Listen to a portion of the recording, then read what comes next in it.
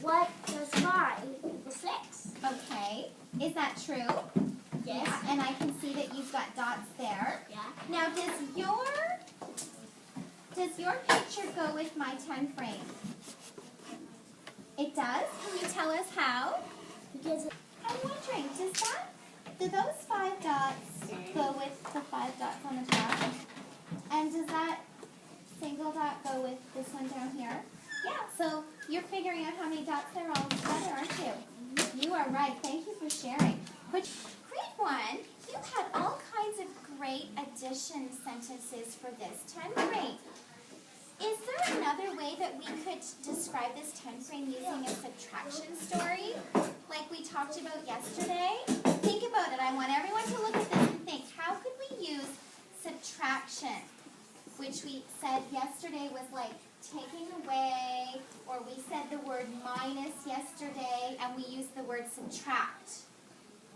How could we put that with this 10 frame, do you think?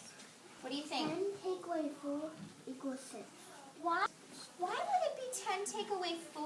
What are we thinking there? Can you explain to everybody, Adam, why you said that?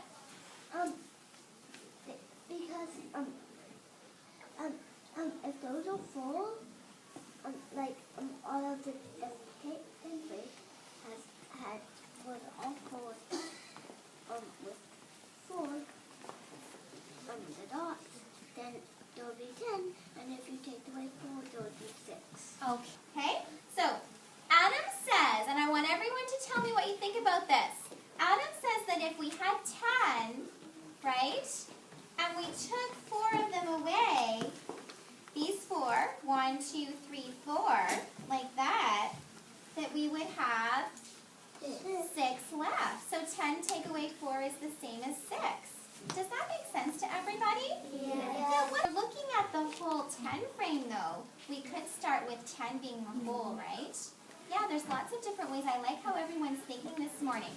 Okay, we're going to move on to our question and our problem for today. But I just wanted to remind everybody about what we learned yesterday. So we had 11 frogs are swimming in the pond. Remember that? And everybody took how many counters? How many counters did you take out? You took out 11. 8 frogs jump out of the pond. How many frogs are left? And we actually, I'm just going to grab my iPad really quickly. We actually had all kinds of fun solving that problem, didn't we? So I just wanted to show you really quickly. Sophia had her 11 counters, right? And she divided her whiteboard into a 2-part mat. And then Sophia, quickly tell everybody what you did to show how those 8 frogs jump out of the pond.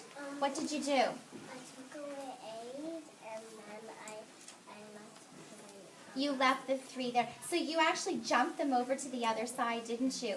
And then we had something like this. This is Catherine's. She did the same thing, and she even drew the green grass, and she drew the blue water to show that how many were left in the pond.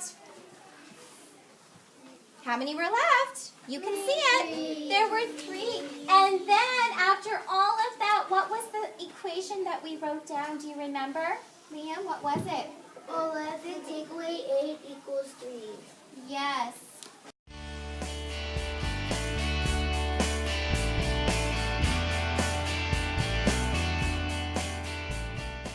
Right, can we read this question together? There are 12 frogs in the rock. Okay, I want everybody to picture those 12 frogs sitting on the rock.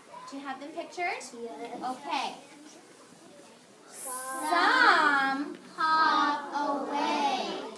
Let's keep reading. Can you picture that too?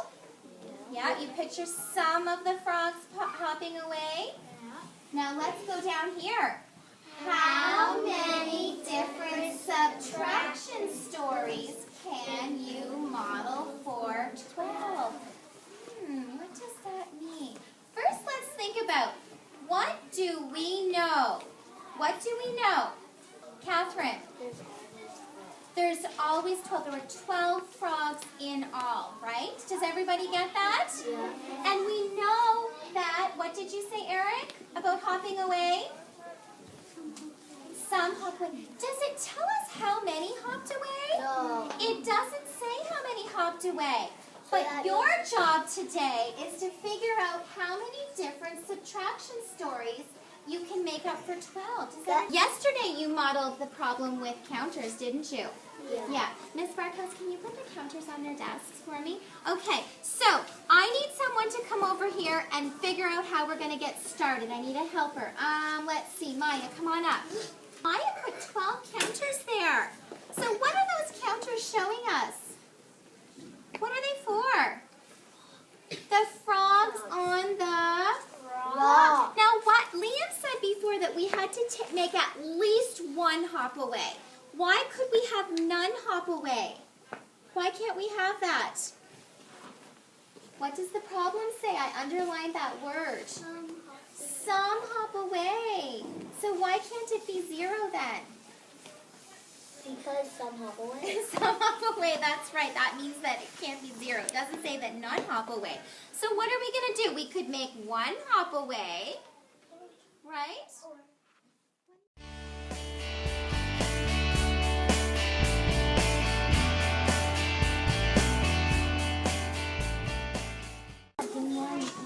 Yeah, but you said 11 like that. How did you know that? You didn't even count those. Oh, because I just know what the You just knew what 11 was? one. It's one back from 12. Look over here. Is this what you were thinking about? You just counted back one. You didn't even have to count those counters. I like how you figured that out.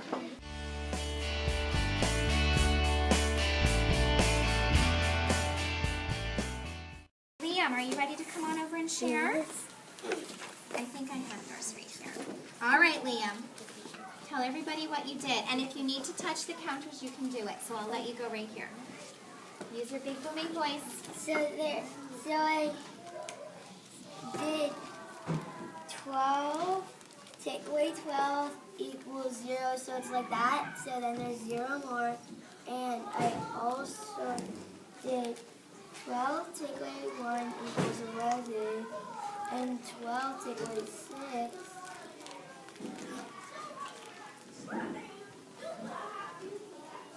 equals 6. You came up with several different ones, and you were, how did you, is that what you did at your desk? You were just moving them away and trying different things? Yeah, and I was actually using most of the strategies. Yes, I think you were doing the counting back there too. Did anybody else do 12 frogs on the rock, 12 frogs jumped away? Did anybody else do that one? How many frogs are left? 0. There are no frogs left. Thank you for sharing, Leah.